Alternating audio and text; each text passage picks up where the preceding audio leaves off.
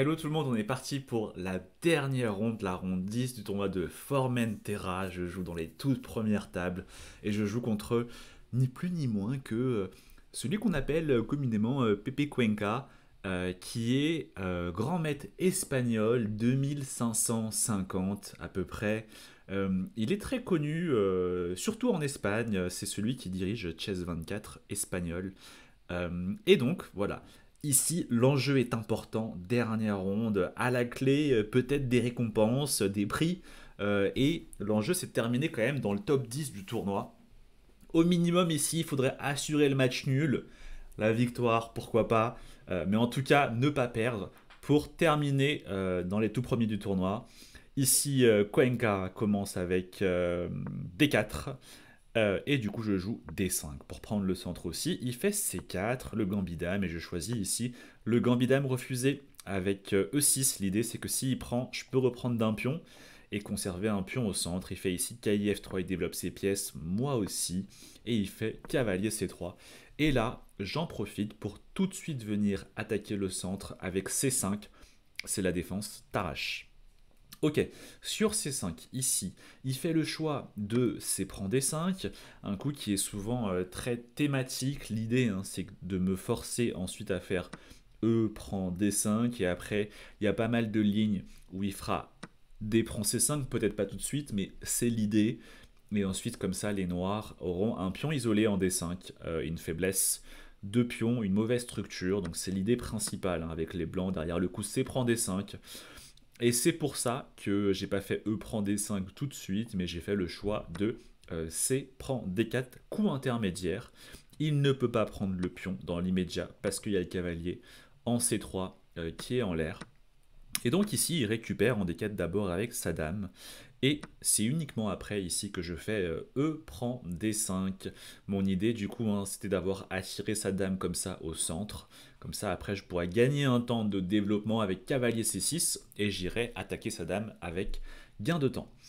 Donc ici, Cuenca hein, qui continue avec fou G5 très logique, qui sort le fou, hein, pas E3 tout de suite parce qu'on bloque le fou malheureusement, donc c'est pour ça qu'il fait d'abord fou G5 et uniquement après E3.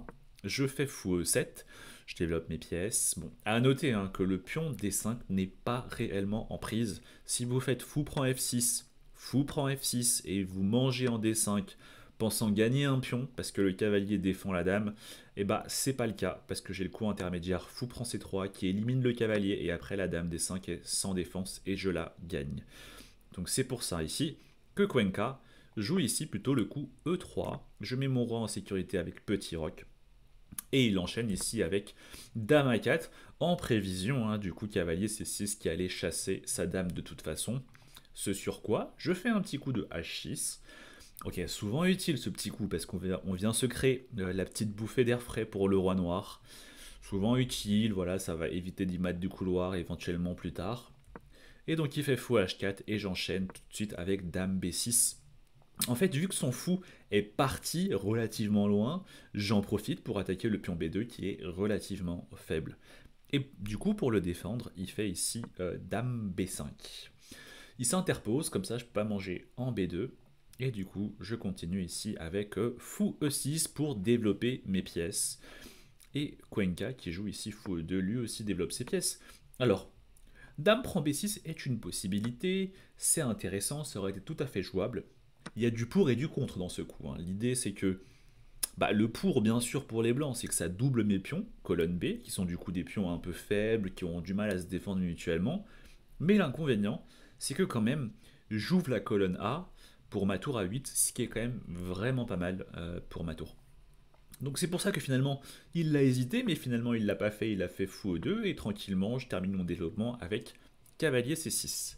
Ici, Cuenca, hein, qui joue petit roc, qui met son roi en sécurité, et ici, j'échange les dames euh, pour ensuite... voilà, il fait cavalier prend B5. Alors c'est assez logique de prendre du cavalier et non pas du fou. Parce que quand il fait cavalier prend B5, après le cavalier pourra venir sur la case D3, qui est une case assez importante et qui est vraiment une belle case pour un cavalier.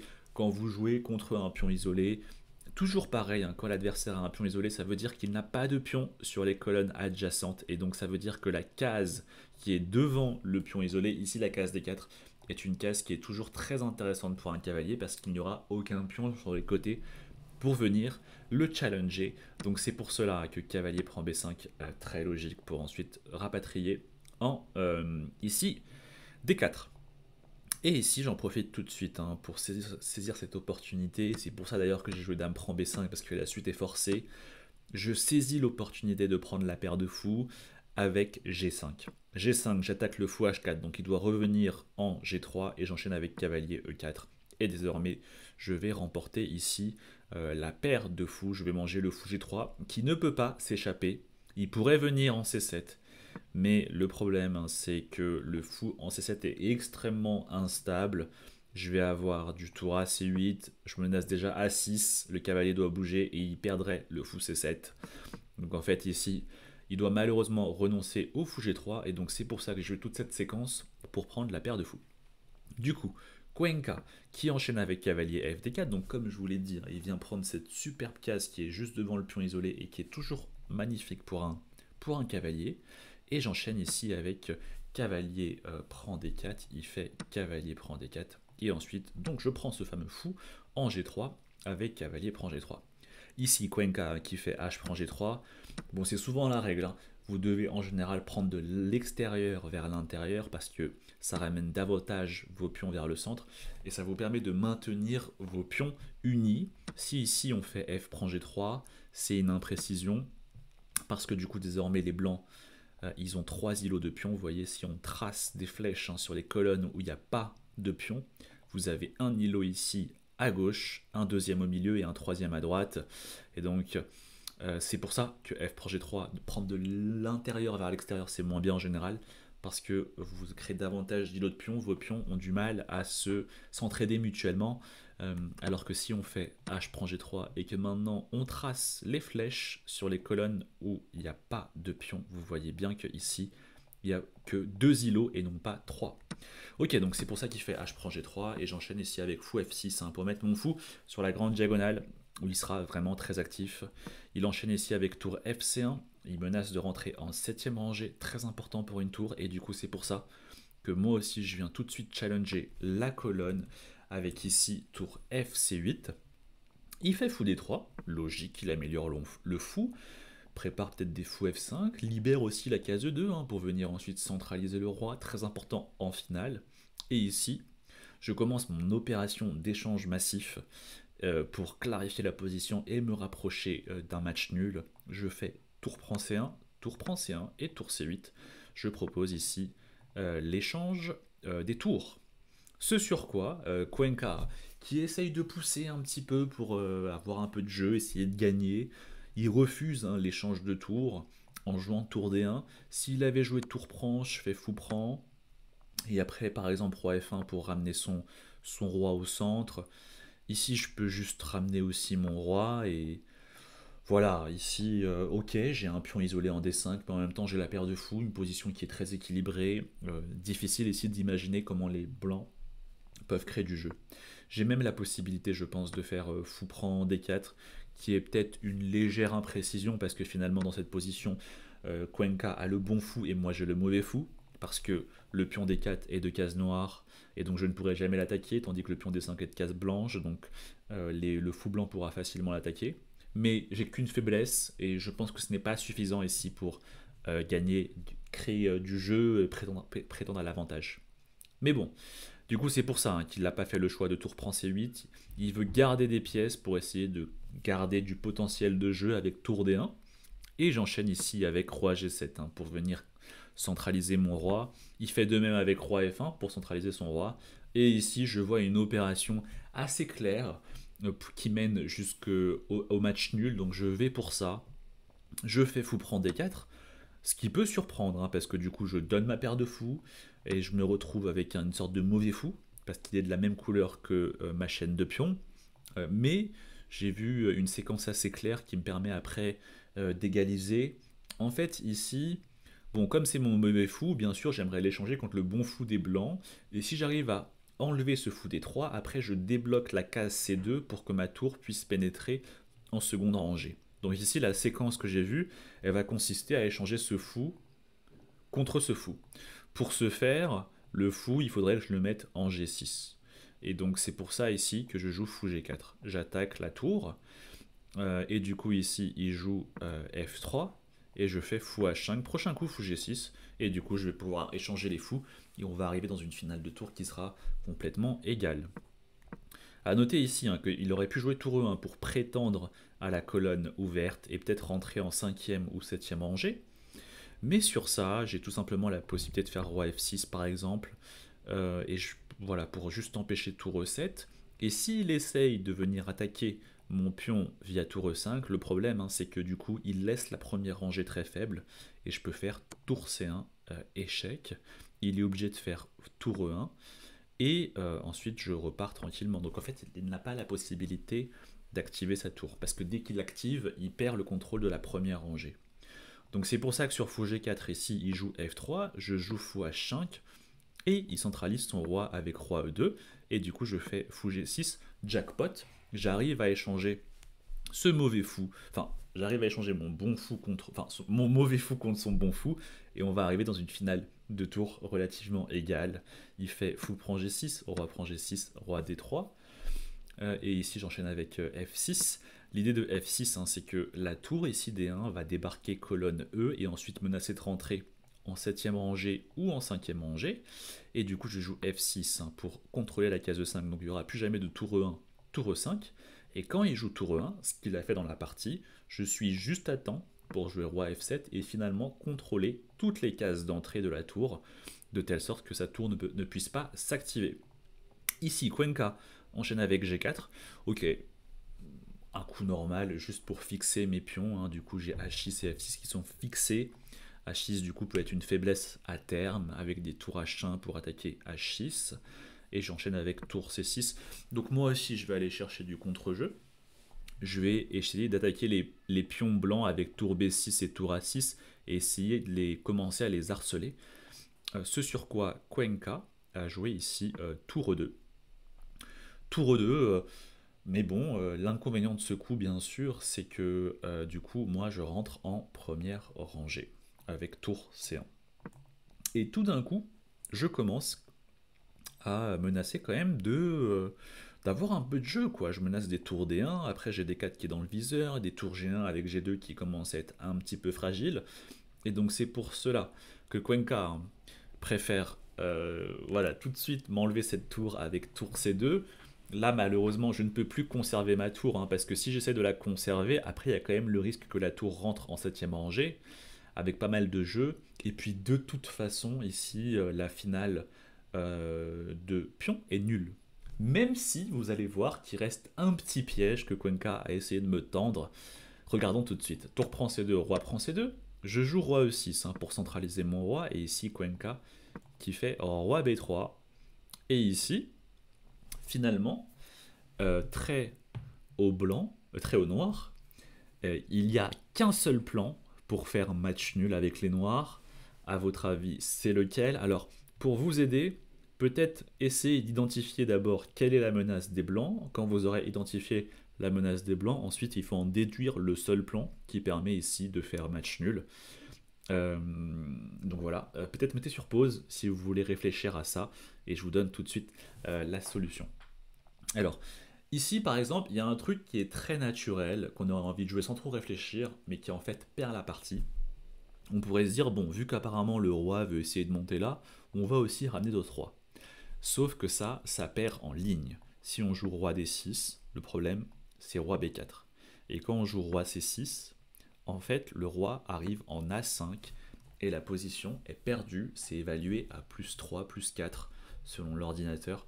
Ça peut surprendre parce qu'on a l'impression que la position est très symétrique, très plate, mais finalement ce petit différentiel d'activité entre les deux rois suffit à faire que les blancs ici sont gagnants. Je vous explique pourquoi. En fait, ici avec les noirs, on aimerait bien attendre comme ça jusqu'à l'infini, sauf qu'on peut pas. On peut pas pousser les pions ici, et on voudrait pas bouger notre roi, parce que dès qu'on bouge notre roi par exemple, ici, le problème c'est que le roi arrive en B5, il menace d'arriver en C5 et de manger le pion D5. Et donc on doit jouer roi d6 pour empêcher le roi d'arriver en c5. Mais là, les blancs, ils peuvent juste attendre. Par exemple, ils jouent un coup comme a4. Et on ne veut pas bouger le roi, parce que dès qu'on bouge le roi, on se prend roi c5. Donc peut-être qu'on peut se dire, bah, on va jouer un des coups de pion, comme b6. Sauf que si on joue b6, et bah finalement la case a6 devient disponible pour le roi blanc, et on perd le pion a7. Et si on joue a6, il y a roi b6, et on perd le pion b7. Donc au final, on n'a pas le choix, il faut bouger le roi.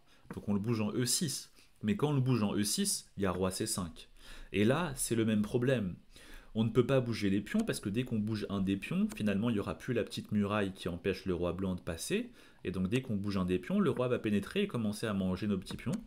Et si on joue à 6, pareil, le roi pénètre et il mange les pions. Et donc, au final, ici, on doit jouer un coup de roi, mais si on joue un coup de roi, on perd le pion d5. Et du coup, ici, dans cette position, on pourrait se dire, bon, bah, du coup, on recule pas le roi. Mais si on recule pas le roi, qu'est-ce qu'on fait? Si on joue b6, le problème, c'est roi a6, et on perd le pion a7. Si on joue a6, là, on a l'impression qu'on maintient cette barricade qui empêche le roi blanc de rentrer. Sauf que le problème, c'est que on fait un coup d'attente, mais les blancs aussi ont énormément de coups d'attente, et ils font a3. Et finalement, là, c'est le même problème. Dès qu'on pousse le pion B, on perd le pion a6. Dès qu'on recule le roi blanc pénètre. Et donc au final, on perd petit à petit la partie, un des pions, parce que à chaque fois notre roi va devoir reculer, le roi blanc va avancer, et dès qu'on va maintenir la barricade, les blancs vont juste utiliser un de leurs coups d'attente, et au final on sera obligé de renoncer à un de nos pions. Et donc en fait cette position, si ici on joue roi d6, cette position est déjà perdante. Donc peut-être, si vous avez eu le plan pour faire nul dès le début, bravo à vous. Si vous ne l'avez pas encore, maintenant qu'on a identifié la menace des blancs, peut-être mettez sur pause et voyez quel est le seul plan des noirs pour faire ici match nul. Et je vous donne tout de suite la solution. En fait ici, il faut juste réussir à créer une barricade qui empêche le roi blanc de rentrer en cinquième rangée avant qu'il ne soit trop tard. Et donc c'est très important de jouer B6 ou A6, l'un des deux, peu importe. L'idée étant que dès que le roi arrive et qu'il menace de rentrer en cinquième, on met tout de suite le collègue en sixième rangée également. Et comme ça, avec nos deux pions qui sont en sixième rangée, ça y est, c'est match nul. Le roi blanc ne pourra plus jamais passer, il ne pourra plus jamais aller en A5 comme il l'a fait dans la ligne avec roi D6, roi C6. Ici, Cuenca a joué A4 et il a proposé match nul parce qu'il n'y a pas de moyen de passer avec les blancs. Par exemple, je joue ici roi d6, et là, le seul moyen de passer pour Cuenca, ce serait éventuellement de créer un trou en c5, et donc de jouer a5. Comme ça force mon pion b6 à avancer, et du coup, effectivement, désormais, il y a un trou en c5 par lequel Cuenca pourrait passer. Mais le problème, c'est que je peux jouer roi c6, roi d6, roi c6, roi c6, roi c6, roi d6 à l'infini. Et en fait, je serai toujours là à contrôler la case C5. Il ne pourra jamais passer. Et quand on regarde les autres zones de l'échiquier, ce pion G5 contrôle H4. Ici, en G4, vous avez un pion blanc. Ici, ce pion contrôle aussi F4. Ce pion D5 contrôle E4. Il y a un pion en D4. Ce pion contrôle C4. Il y a ici un pion en B5 et ici il y a un pion en A5. Donc finalement, vous voyez très bien qu'il y a une barricade partout. Le seul problème, c'est la case C5, mais elle est couverte à l'infini par mon roi noir. Bref, aucune façon de passer pour Cuenca. Et donc c'est pour cela que juste après A4, ici, il a proposé match nul. Et on a du coup signé les feuilles. Et du coup, ça me permet super résultat, hein, match nul contre ce grand maître 2550. Et donc ça me permet de terminer 9ème du tournoi de Formentera. Et également ça me permet de repasser 2400 Elo. Donc ça fait vraiment plaisir puisque je repasse 2400 10 ans plus tard. J'étais 2400 il y a 10 ans. Et depuis j'avais beaucoup baissé. Donc ça fait vraiment plaisir de repasser 2400.